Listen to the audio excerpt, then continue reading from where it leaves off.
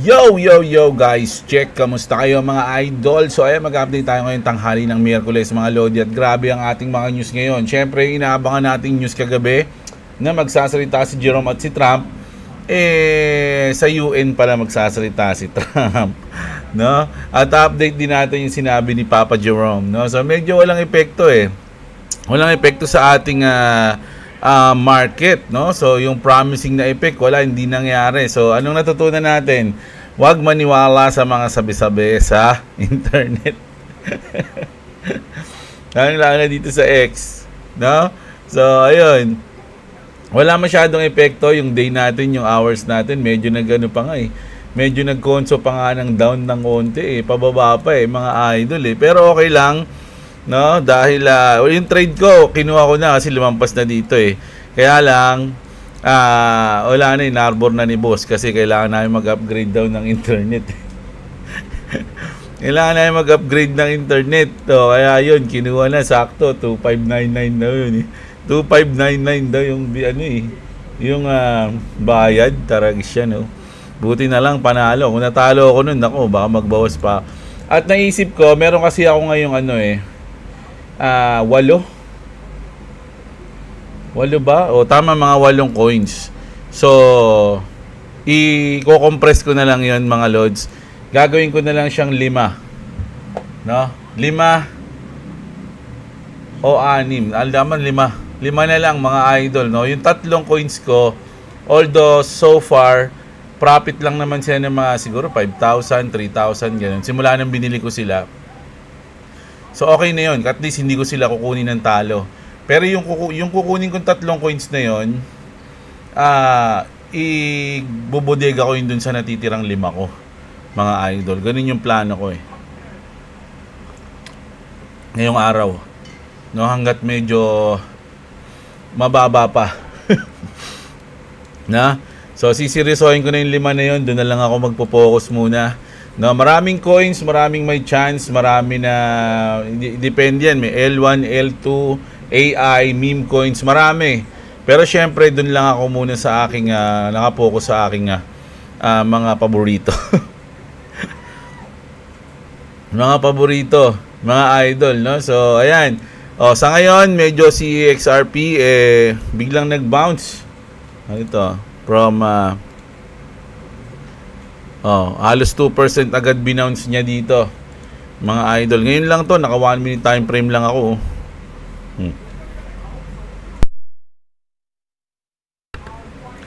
Diba? So ayan yung chart natin. I-1 hour ko na lang muna to para medyo maayos tignan. Ayan, no? And Bitcoin natin balik sa 1,112. Oh my god, 112. Mga Lodi, tingnan nga natin yung Pi. Yung Pi medyo nag-bounce kanina tinitignan ko siya 2.8, 0.28 pala, sorry. 0.28, no, yung ating Pi. To, mag-news na tayo, mga idol, no? So, punta muna tayo dito sa ating... Uy, nako, may na-good morning pala sa atin. Mga idol, may na-good morning, Buhay na uli. Sabi dito ni SBF, good morning daw. Si Sam Bankman-Fried, mga idol. Nasa kulungan yan, Pero nakapag-good morning. Mga idol, bakit kaya? Ano meron? No?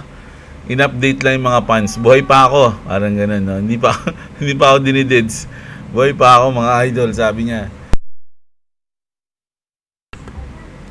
So, at eto na, no? So, eto mga idol, So, kahapon, ay kagabi, eto na nga.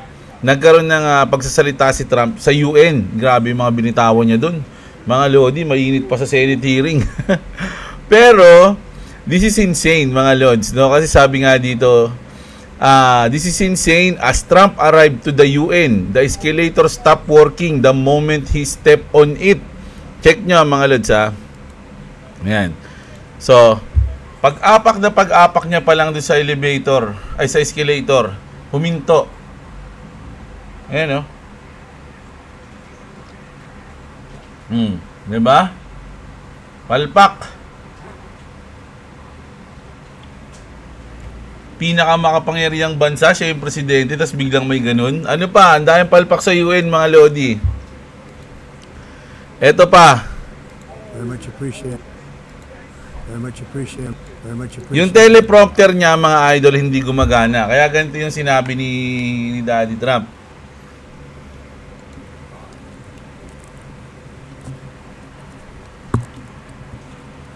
And I don't mind making the speech without a teleprompter because the teleprompter is not working. I feel very happy to be up here with you nevertheless, and that way you speak more from the heart. I can only say that whoever's operating this teleprompter is in big trouble. Gari, nag-ooperate, mga idol. So, ang lupit na mga binitawan niya dyan, mga Lodi, lalong-lalo na sa mga immigrants, no? Ay, yung mga, tama, yung mga yon, mga Lods, ang tindi rin, trending na trending sa X, yung mga binitawan niya, no?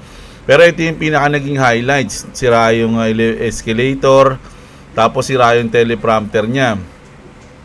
Tapos, meron pang ito, isa sa sinabi ni Trump doon na medyo matindi yung ginawa, mga Lods, no? Sabi niya, walang natulong sa kanya ang UN. Pakinggan natin ito. Hindi Daddy dito eh.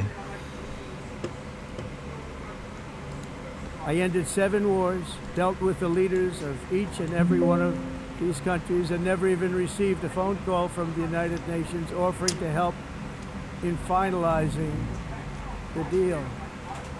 All I got from the United Nations was an escalator that on the way up stopped right in the middle. Tingin yung pinanood natin kanina. First lady wasn't in great shape. She would have fallen. But she's in great shape. I'm in great shape. We're both in good shape. We both stood. And then a teleprompter that didn't work. These are the two things I got from the United Nations. A bad escalator and a bad teleprompter. Thank you very much. Sabi niya dito, one of the most legendary lines from President Trump's speech at the UN, I ended 7 wars. I never even received a phone call from the UN offering to help. These are the two things I got from the United Nations. A bad escalator and a bad teleprompter. Thank you very much. Drop the mic eh. Diba? So, ayan. No? So, ang dami tayo dito. Anong 7 wars? Yung sinabi mo, ayan, marami dyan eh. Pero meron dito eh. Ito ata yung sinasabi, no? Wars Trump claims to have ended. Pero yung iba daw kasi hindi naman ended. Tulad nito. Israel-Iran, tapos na ba? Sino na ba kalaban ng Israel ngayon? Iba-iba na kalaban yan eh. Mao yan eh. Sinasabi nila yung sa Pakistan tsaka sa India, hindi naman daw nagtapos o hindi naman daw siya yung ano. Pero yung iba, legit naman daw. So, ayun yung mga naging trending sa pagsasalita ni Trump. Marami yan, mga idol, syempre sa UN na yan. Medyo malayo na sa crypto yan. Diba? Ito naman yung kay Tito Jerome. No? Jerome Powell were collecting a good bit of revenue. $300 or $400 billion a year pace from tariff. Kasi ito mga idol sabi dito parang sinabi dito na sumang-ayon si Tito Jerome kay Trump tsaka kay Scott Bessent, no? In a stunning blow to expert nationwide, Federal Reserve Chair Jerome Powell admits President Trump's tariff are not a big factor in consumer inflation. The tariff revenue is surging and that cost consumers aren't absorbing much of the tariff cost. Sabi, no? Boom, sabi. Apologize to the President Trump and Scott Bessent. The alarmism was proven wrong. O, ayan, kumbaga, yung kasi 'di ba lagi sila nag-aaway ni Trump no? Tungkol sa tariff, sa inflation, sa cut rate, lagi sila nag-aaway. So parang dinadahilan ni Jerome, dahil sa tariff mo kasi ganito ganyan eh. Ha? So ngayon napatunayan o sinabi niya na hindi naman daw talaga sa tariff yung kumbaga onti lang at nagsi-surging pa nga yung tariff, yung revenue eh. So, goods talaga yung ginagawa ni Trump. So, parang ganun yung pinaka-point na ng post dito ni Eric Daughtry na sinabi ni Jerome Powell, mga idol, di ba?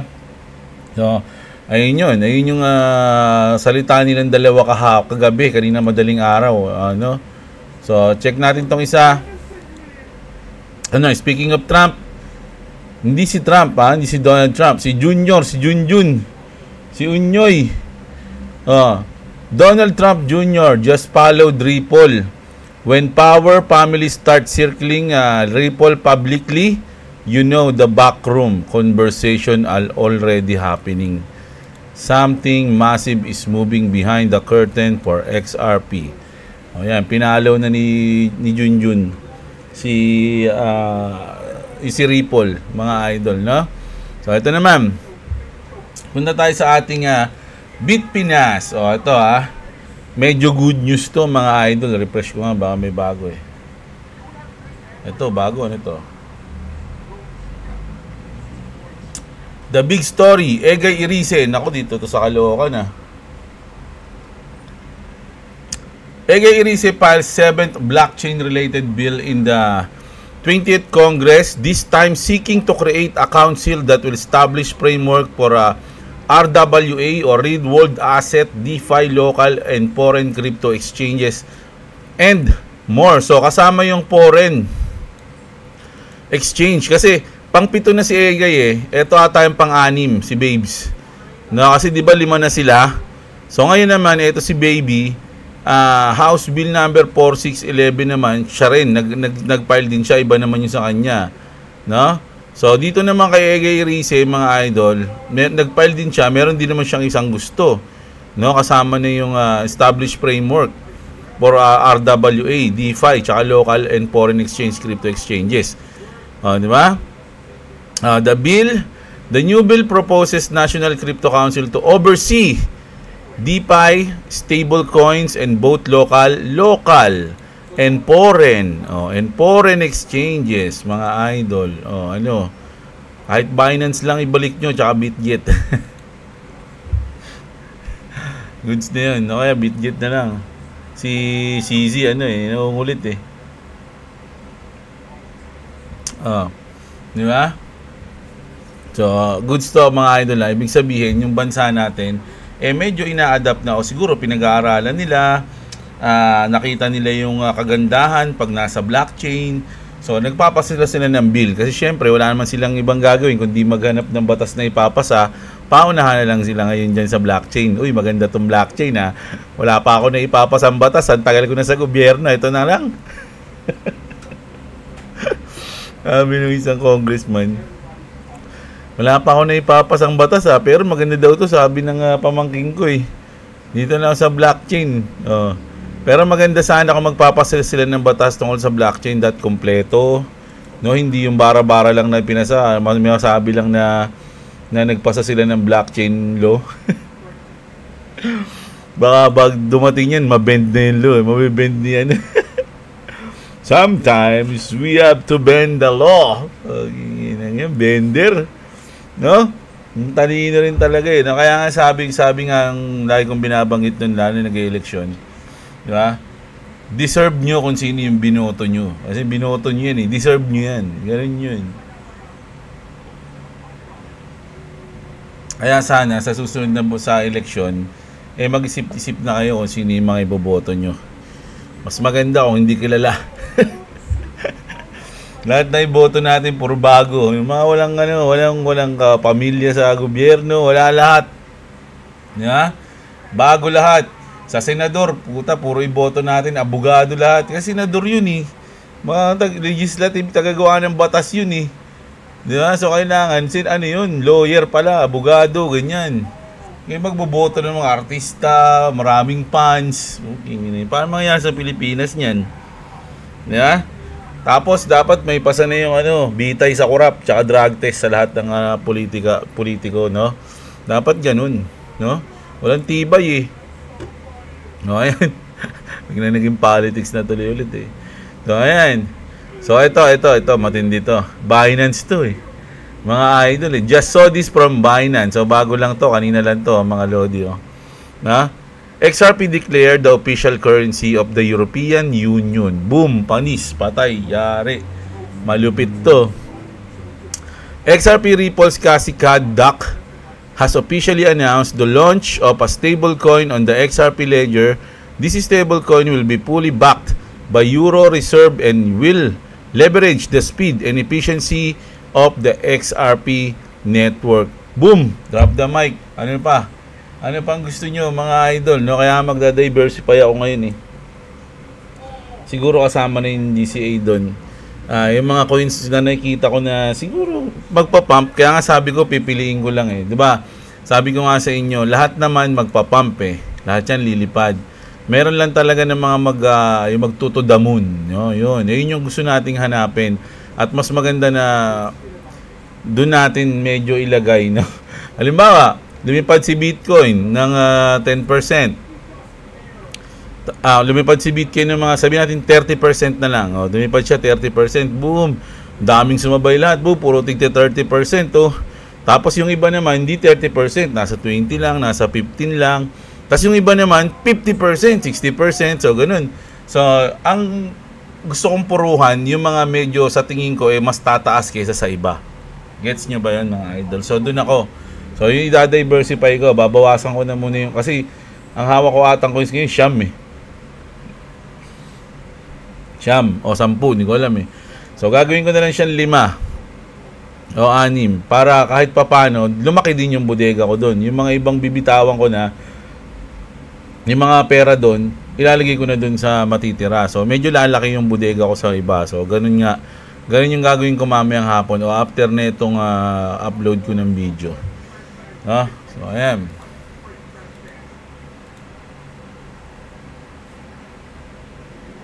Isa pang boom. Ganda, hindi ko na ano to, hindi ko pa to napapanood eh. Nakita ko lang kay ano. Market, something like $10 trillion by 2030, and the increases in tokenization. In the early days of Ripple, another thing I learned talking to banks is that a lot of banks don't care about payments, and they're looking at things like digital asset insurance. They're looking at tokenized commodities like gold. So I think those are tokenized securities. HSBC is extremely interested in those types of projects. They're a right of market. So si Paul Baron pala yung nag-interview sa kanya. HSBC just rolled out cross-border tokenized deposits with Ant International. David Schwartz already told you, a lot of banks don't really care about payments. They're chasing tokenized commodities like gold. So, tokenization ang parang importante sa mga bangko, mga idol. Ripple saw this coming. They bought Metaco, locking in a direct line into the 10 trillion institutional custody market that's exploding by 2030. I've been saying this for months, and now it's playing out in the real time. No? The rails are being laid, sabi dito. The obvious play right here, no, XRP. If you want to build conviction like this instead of chasing green candles, learn the game properly. That's why I build financial chang. O, yun na nga. No? So, parang yung sinabi ni, kumbaga, ang pinaka-importante sa bangko, mga Lodi, is yung tokenization. At yung commodities, no? Like gold, oil, silver, mga ganyan. Di ba? So, ayun yung ito-tokenize, mga Lods. Tapos, eto pa, tignan nyo naman to mga Lodi. Sino ba to mga to? Sino ba yan? CFTC yan, mga Lods. CFTC launches tokenized collateral and stablecoin initiative with industry partners. It's the killer app to modernize markets and make dollars work smarter and go further. Unleashing US economic growth by lowering cost. So, ayan ha. So, ayun, nakita nyo naman si Brad Garling. So, kakasal lang yan. No? Dapat nasa honeymoon ngayon yan eh. Ito, pakinggan ko lang to ha. A year from now that your product has launched, is in the process of launching, I always ask this, for new products, what metric would you consider this product to be successful? Is it TVL, integrations, or is it actual XRP holders participating in this new product? If we have to choose one metric, it The is biggest one. assets under management, right? Like goal is $10 billion, 5% of the XRP circulating supply. You go with the DeFi ecosystem within XRP now starting to expand. How much do you think is going to be unlocked just this year, in the last few months of this year? I mean, I'd like to see Flare at 5 billion XRP by mid-2026. A year from now. So, maglalak kasi sila ng XRP, mga idol eh. Yung Axelar, tsaka yung Flare Network. So, sabi dito, Axelar's goal is to lock 5% of the XRP circulating supply, and Flare Network is goal to lock up 5 billion XRP. That's just 2 companies. Can you say supply shock, mga idol, no? So, ibig sabihin, maglalak sila nun. Di ba, in-explain ko na sa inyo, yung kahapon nata, no, nung umaga o gabi, hindi ko matandaan, na maraming mga, kumbaga, yung mabibili ng mga retail sa mga crypto exchange, napaka-onti na lang, mga idol. Magugulat na lang sila na biglang wala nang mabibiling XRP. Ganun yung mangyayari. Diba? Ngayon sa tingin ko pwede mangyari, mga idol, no? Magugulat na lang sila.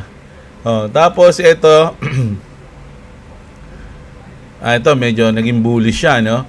Only 21 million XRP to go around. Sounds very Bitcoinish to me. BTC 21 million cost the price to reach 100k. Hide your XRP and XLM on a cold wallet. Siya rin nagsabi, cold wallet, mga idol. Kasi di ba may nagsabi ng iba, ba't ayaw nila sa cold wallet? Kayong bahala kung saan nyo gustong ilagay, no? And never sell your whole bag unless you really have to. 100 XRP to 10k equals $1 million. Sabi rito, you never know what the future holds. So prepare now. Put a 100 on a cold wallet and forget it even exists. No? Parang ganun. No. Sa akin dito, mga idol, ito kasi yun, sumunod yan, no? The public supply available for actual retail trading is going to be minuscule in comparison to its total supply. The active trading supply is that determine the price. As a target, there will only be 21 million XRP for public trading. You know what means, don't you? Di ba? Kumbaga, sabihin na nating 100 billion kasi yung supply ng XRP, pero hindi yun open. Hindi yun pwede mong bilhin. Yung iba doon, wala. Yung iba doon, yung kalahati nga halos nasa escrow eh. 'Di ba? Tas yung iba pa bibili ng mga institution. 'Di ba? Yun na nga, nagsabi na nga dito, 5% ng XRP itatago ng XLR.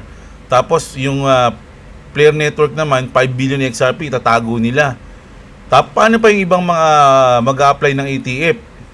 So, paunti ng paunti, mga idol. Kaya nga meron nga ako na parang nabalitaan, na chismis, na talagang dahil nga ngayon hindi kasi ramdam kasi mababa yung XRP. Magulat na lang yan, parang flip the switch nga kasi nga biglang lilipad yung XRP, tapos magtataka sila kung bakit. Yung pala wala nang supply ng XRP sa mga crypto exchange, hold na ng iba. Di ba? Parang ganoon yung mangyayari. So, kaya nga sabi nila, itago nyo yung XRP nyo sa mga cold wallet o kung saan man, basta ganun. Diba? Ganun lang yung dito, mga lods, no? So, kayong bahala. Overall, ang news natin tungkol kay Daddy na mainit sa UN at si Jerome Powell na medyo sumang-ayon na kay Daddy Trump, mga lodi, at sabi nga ng iba, mangingi siya ng sorry. At yung junior na si Donald Trump Jr. Medyo lalapit na sa Ripple. At eto, no, yung comment natin dito na sana kung may papasa tong bill na to, so 7 na kasi yung nag-apply, mga idol, sana maganda yung kalabasan, no? Kasi pwedeng, blockchain yan, goods yan, pero yung mga rules na nakalagay doon, wala naman palang kwenta, ang dami naman palang clause, no? So, sana mapulido nila yung batas na yan kung ipapasa nila, no? Syempre, yung sa Binance, no, na sinabi dito na XRP declared the official currency of the European Union. Antindi nun, mga idol, no?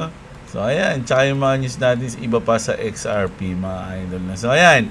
Ayan yung news natin ngayong tanghali, mga idol. Mamayang gabi, mag-news ulit tayo. Siyempre, alam nyo na yan. At magbabasa tayo ng comment mamayang gabi, mga lodi. Kita-kits tayo. Huwag nyo kalimutang subscribe at mag-like sa ating videos at sa ating channel. At syempre sa mga wala pang crypto exchange dyan, mga lodi, no? Yung mga nanonood na wala pang wallet, no? Pagtataguan nyo ng inyong mga XRP o pagtitrade kayo, bodega, andyan yung link natin sa baba sa description ng video. So, kita-kits tayo mamaya mga idol. Magandang araw sa inyo mga kapatid. At What's up? Subscribe to Clovis TV. Subscribe to Jebla. If you want to subscribe to me, it's in the link in the description. Also, if you don't subscribe to me, my whole army over here. Look at the army. spider yan eh. Bye-bye.